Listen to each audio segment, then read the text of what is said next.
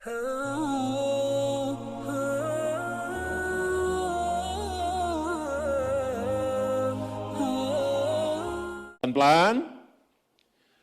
Kurikulum yang pertama dimulai dari sholat. Saya ulangi, dimulai dari apa? Kata Allah, penghuni surga Firdaus itu terlihat yang pertama dari ciri sholatnya, bukan sekedar menunaikan sholat. Tapi dia mencoba untuk mendapatkan kekhusyuan dalam sholatnya. Pelan-pelan.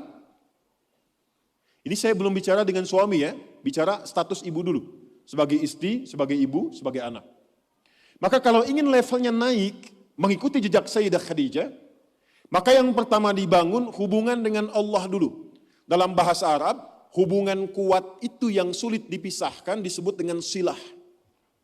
Ibu pernah dengar silaturahmi? Silaturahim? Kenapa disebut silaturahim?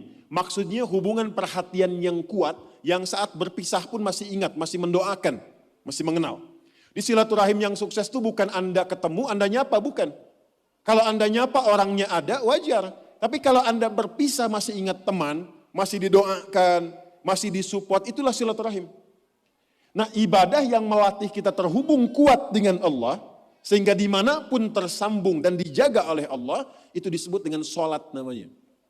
Maka ketika diminta untuk sholat, sebetulnya itu ibadah personal yang Allah inginkan untuk merubah perilaku kita dan pribadi kita supaya lebih dekat dengan Allah. Makanya panggilannya itu bukan panggilan beban, Bu. Bukan panggilan ruku, bukan panggilan sujud. Coba dengarkan kalau orang yang sedang azan, muadzin itu salat. Ya, azan, maaf, saat sedang mengumandangkan azan. Hayya 'alas shalah. Ayo salat. Setelah itu apa? Hayya 'alal falah. Ayo sukses, ayo bahagia. Falah itu kalau sudah digenggam jadi aflah. Orang yang menggenggam kesuksesan, kebahagiaan. Qad aflahal mu'minun. Orang beriman pasti menggenggam kesuksesan, kebahagiaan karena dia dekat dengan Allah.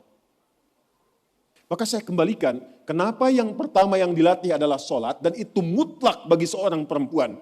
Karena nanti curhatan terbesar ibu ketika menghadapi tantangan dalam rumah tangga, itu akan banyak persoalan-persoalan yang diringankan oleh Allah ketika ibu optimal dalam sholatnya. Ibu bersyukurlah, catat ini kalimat saya, kalau ibu jaga sholat dengan baik, nanti saya tunjukkan yang pernah saya katakan minimal 40 rakaat saja. 40 rakaat. Kalau yang sholat fardu berapa? 17 ya. Subuh berapa? 2. Duhur 4, asar 4, maghrib, isya. Ingat rumusnya ya, itu nomor telepon Allah, koneksinya 24434. Jumlah 17. Sisanya 23 di mana? 12-nya rawatib. Oke, 11-nya tahajud. Ibu jaga aja dulu ini yang 40 dan lihat apa yang terjadi setelah konsisten menunaikan itu. Sebulan aja dulu. Sebulan dulu. Lihat apa yang terjadi setelah itu. Maka nanti kalau sudah terkoneksi ke dalam jiwa, sudah enak sholatnya, itu yang disebut dengan khusyuk. Suasananya beda, Bu. Bukan ngejar selesai sholat, tapi menikmati setiap bacaan dan gerakan dalam sholat. Pernah nggak ada masa-masa ketika sholat enak gitu rukunya? Pernah nggak? Sujudnya nikmat, pernah begitu? Itulah khusyuk. Itu kalau ibu sedang mencapai titik itu kemudian sholat dan minta sesuatu, itu tidak ada sekat yang terhijab yang dikabulkan oleh Allah Subhanahu wa Ta'ala. 2, saya cepat. Jangan cukupkan soleh sendiri, Bu. Karena sama-sama ingin ke surga Firdaus, kan ada suami. Ada anak-anak. Maka pesan yang pertama penghuni surga Firdaus itu, yang dipesankan bukan dunianya, tapi akhiratnya. Contoh, suami mau berangkat, biasanya ibu pesan apa?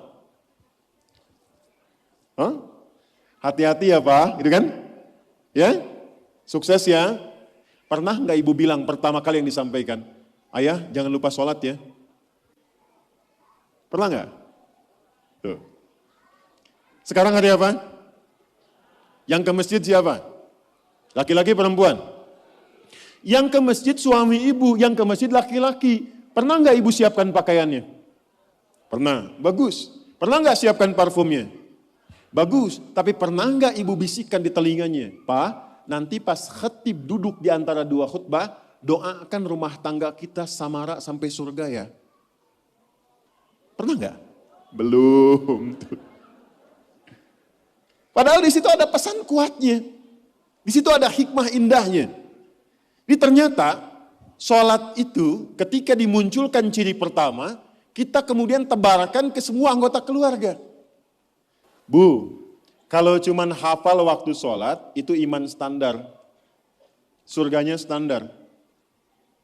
Penghuni surga Firdaus, dia menyiapkan sebelum waktunya. Oleh karena itu pulang dari sini, jangan sampai di rumah nggak ada jadwal sholat, Bu. Print out, bikin. Saya suka tempelkan di dinding rumah, di kamar, kadang-kadang di meja makan, sehingga begitu yang terlihat sebelum nunggu menu makan, waktu sholat. Jelas? Oke. 2. Walladzina hum 'anil lagwi mu'ridun. Agak cepat. Kita nanti akan bahas 3 saja. Walladzina hum, orang-orang yang menginginkan surga Firdaus itu, 'anil lagwi, dari hal yang tidak penting, yang tidak ada manfaatnya, mu'ridun, dia hindari. Saya ulang ya. Dari segala hal yang tidak bermanfaat, dia menghindar. Menghindarkan diri dari segala yang tidak penting. Jadi penghuni surga Firdaus itu orientasinya yang bermanfaat saja. Yang penting apa? Kalau ada pertemuan, manfaat gak? Penting gak? Ada kumpul-kumpul, penting gak? Ada pengajian, pengajiannya bermanfaat atau cuman kumpul-kumpul datang saja?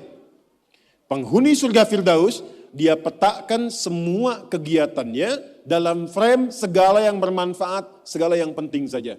Sekarang mulai ibu evaluasi, bawa ke rumah. Dari ujung kepala sampai dengan ujung kaki.